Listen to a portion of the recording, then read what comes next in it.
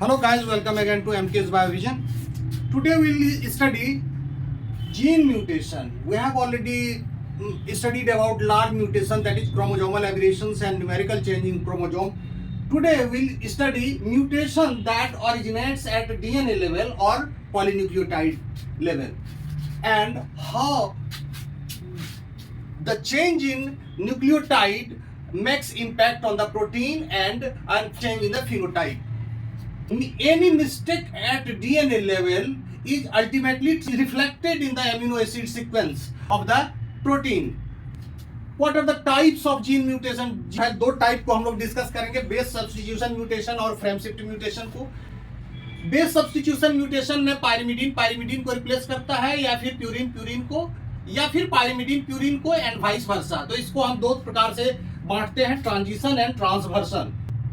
ये जो replacement of nucleotide होता है वो स्पॉन्टेनियस भी हो सकता है और इंड्यूस्ड भी हो सकता है. That creates miss pairing between the nucleotide, और इसके कई कारण हो सकते हैं. टोटोमेरिक शिफ्ट जो नेचर में अपने आप भी होता है, बेस एनालॉग के कारण होता है, डीएमिनेशन ऑफ बेसिस के कारण होता है, और भी रीजन से ये होता है. तो ये क्या करता है कि एक न्यूक्लियोटाइड को दूसरे न्यूक्लियोटाइड से रिप्लेस कर देता है.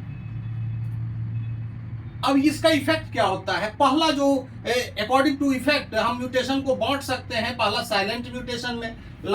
साइलेंट म्यूटेशन में कोई इफेक्ट नहीं होता है, क्योंकि ये जो म्यूटेशन होते हैं ये यहाँ हम देखते हैं ये डीएनए के सीक्वेंस है और ये आरएनए के सीक्वेंस है.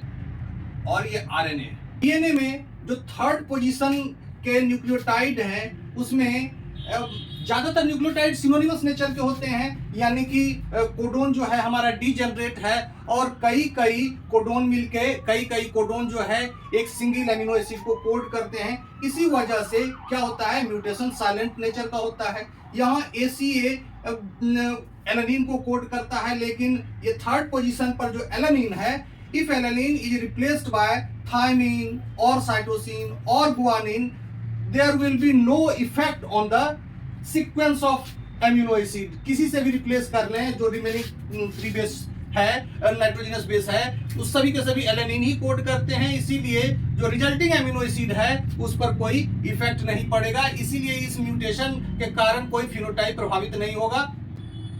दूसरा जो है नॉन सेंस म्यूटेशन.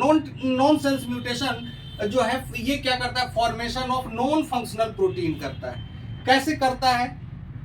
यहां हम रहेंगे GAG, एक न्यूक्लियोटाइड का सीक्वेंस है जो ग्लूटामिन के लिए है. ये GAG कोड ग्लूटामिन के लिए है. यदि 5 टाइम्स रिपीट होगा तो पेंटाग्लूटामेट ये बनाएगा.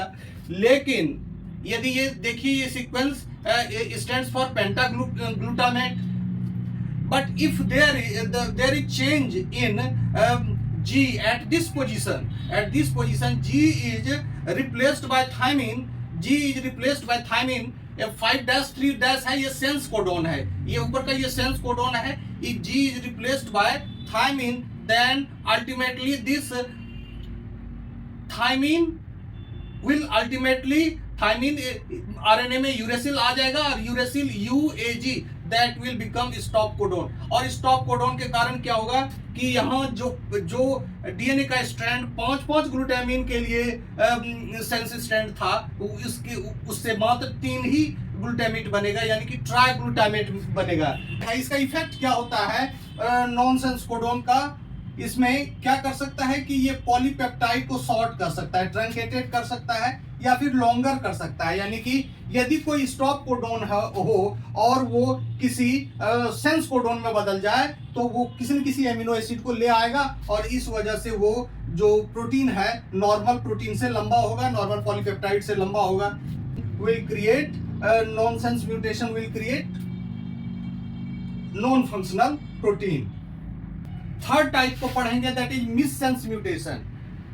ये मिससेंस म्यूटेशन क्या करता है? Mutation that changes amino acid, वो अमीनो एसिड में चेंज ला देता है. ये दो प्रकार के होते हैं, कंजर्वेटिव और नॉन कंजर्वेटिव. कंजर्वेटिव मिससेंस म्यूटेशन में क्या होता है? When replaced amino acid has similar properties. जो भी रिप्लेसमेंट होता है, नया एमिनो एसिड आता है, उसके प्रॉपर्टीज जो एग्जिस्टिंग एमिनो एसिड है थे पहले उसी के जैसा होता है. For example, leucine is replaced by isoleucine, glutamate is replaced by aspartate, and lysine is displaced by arginine. ये एक ही नेचर के एमिनो एसिड हैं, ये बेसिक नेचर के हैं, ये एसिडिक नेचर के हैं, ये न्यूट्रल हैं। तो ये इस तरह के एमिनो एसिड, सिमिलर नेचर के एमिनो एसिड जब एक दूसरे को रिप्लेस करते हैं तो मिससेंस म्यूटेशन, तब ये कंजर्वेटिव टाइप का म्यूटेशन होता है। इसमें क्या होता है, there is no significant change on function of protein, protein के फंक्शन में कोई सिग्निफिकेंट चेंज नहीं आता है। लेकिन नॉन कंजर्वेटिव म्यूटेशन में क्या होता है, जो रिप्लेस्ड एमिनो एसिड है उसके प्रॉपर्टीज बिल्कुल बदले हुए रहते हैं। जैसे ग्लूटामेट है, उसको लाइसिन से रिप्लेस कर दिया गया, ये एसिडिक है, ये बेसिक नेचर का है। सिमिलरली एलेनिन को रिप्लेस कर दिया गया प्रोलिन से, प्रोलिन का स्ट्रक्चर बिल्कुल डिफरेंट होता है, ये प्रोटीन के फोल्डिंग को इफेक्ट करता है। तब अब हम देखते हैं कि अब देखिए कि this is the GAG is the codon for GAG is codon for glutamic acid. तो ग्लूटामिक एसिड एसिडिक नेचर के हैं ग्लूटामेट, और ये G को यदि रिप्लेस C से कर दिया गया, साइटोसिन से रिप्लेस कर दिया गया, तो ultimately that will become codon for, that will code aspartate. तो एस्पार्टेट भी एसिडिक नेचर के और ये भी एसिडिक नेचर का।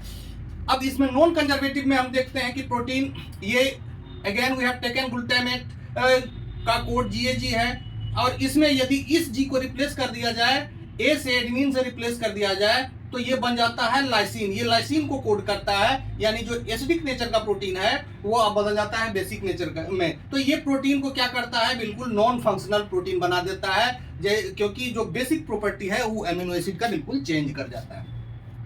अब सेकेंड टाइप जो जीन म्यूटेशन का है वो है frame shift mutation. Frame shift mutation occurs due to change in coding frame following insertion और डिलीशन ऑफ न्यूक्लियोटाइड। तो इंसर्शन और डिलीशन यानी कि कोई न्यूक्लियोटाइड का सब्स्टिट्यूशन नहीं होता है, बल्कि नया न्यूक्लियोटाइड कोई ऐड हो जाता है, या फिर कोई न्यूक्लियोटाइड को डिलीशन होता है या उससे रिमूव हो जाता है। अब ये देखिए, ये पॉलीग्लूटामेट का ये सीक्वेंस है GAG, और इसमें 1 2 3 4 5 यानी 5 टाइम्स जो है ग्लूटामिन का कोड है ये ग्लूटामेट का।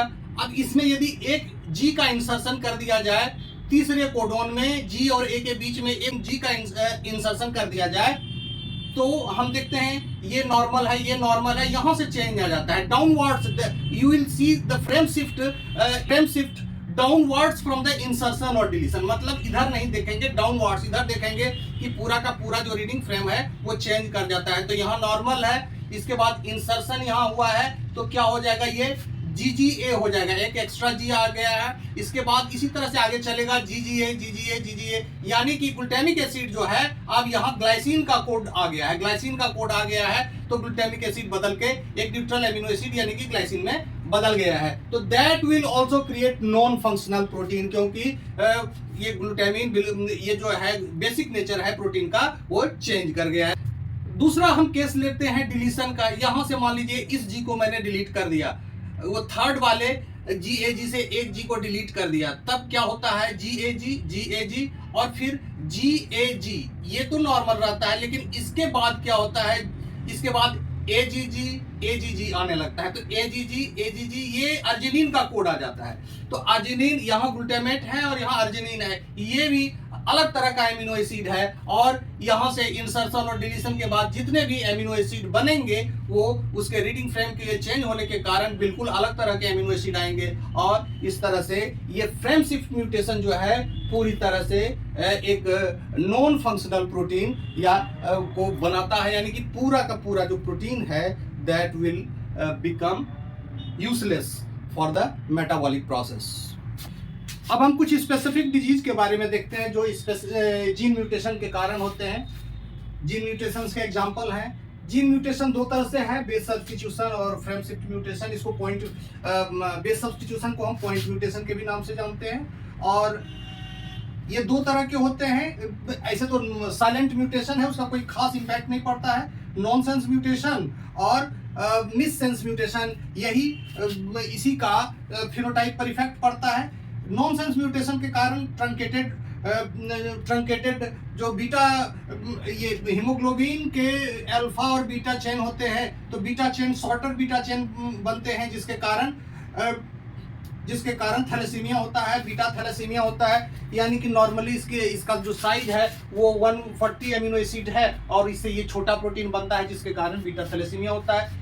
मिस सेंस म्यूटेशन में एमिनो एसिड चेंज कर जाता है। ये दो तरह के होते हैं, conservative and non conservative. Conservative में जो चेंज आता है वो हेल्थ पर कोई खास इंपैक्ट नहीं डालता है। फॉर एग्जांपल हीमोग्लोबिन हिकारी, इसमें क्या होता है, बीटा चेंज जो है हीमोग्लोबिन का, उसमें 61 पोजीशन पर जो लाइसिन है वो स्पार्जिन में बदल जाता है, जो कि कोई खास इंपैक्ट प्रोटीन के नेचर पर नहीं डालता है और प्रोटीन पूरी तरह से फंक्शनल रहता है। जो पार्शियली कंजर्वेटिव है उसको हम पार्शियली एक्सेप्टेबल भी बोलते हैं। ये सिकल सेल एनीमिया है। सिकल सेल एनीमिया में बीटा चेन जो हेमोग्लोबिन का है उसके 6 नंबर पर जो एमिनो एसिड है ग्लूटामेट है जो चेंज कर जाता है वैलिन में।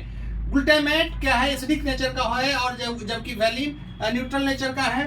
तो इसमें जो है सिकल सेल एनीमिया होता है। लेकिन सिकल सेल एनीमिया होने के लिए होमोजाइगस कंडीशन, ये होमोजाइगस रिसेसिव डिसऑर्डर है, HBS होना चाहिए। HBS यानी कि दोनों जीन होने चाहिए, तभी सिकल सेल एनीमिया होता है। जबकि ये हेट्रोजाइगस कंडीशन यदि है, HBS है या और दूसरा नॉर्मल हेमोग्लोबिन है, HbA है, तो उस स्थिति में ये पर्सन कैरियर होता है इस जीन का। ये कैरियर भले होता है, ये इसके जो आरबीसी है वो उसमें किसी तरह का सिकलिंग नहीं देखा गया है, कैरियर होते हैं।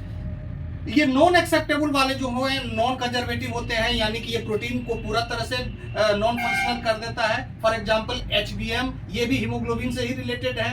अल्फा चेन जो होता है हीमोग्लोबिन का, उसमें 58 पोजीशन पर हिस्टिडीन रहता है जो टायरोसिन में कन्वर्ट कर जाता है, और हिस्टिडीन और टायरोसिन के प्रॉपर्टीज अलग अलग हैं, इसीलिए नॉन कंजर्वेटिव नेचर का म्यूटेशन है।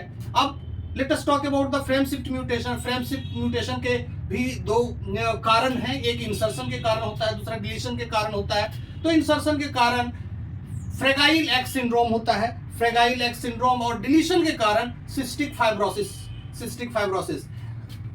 आज के लिए इतना ही। Thank you for watching, bye bye.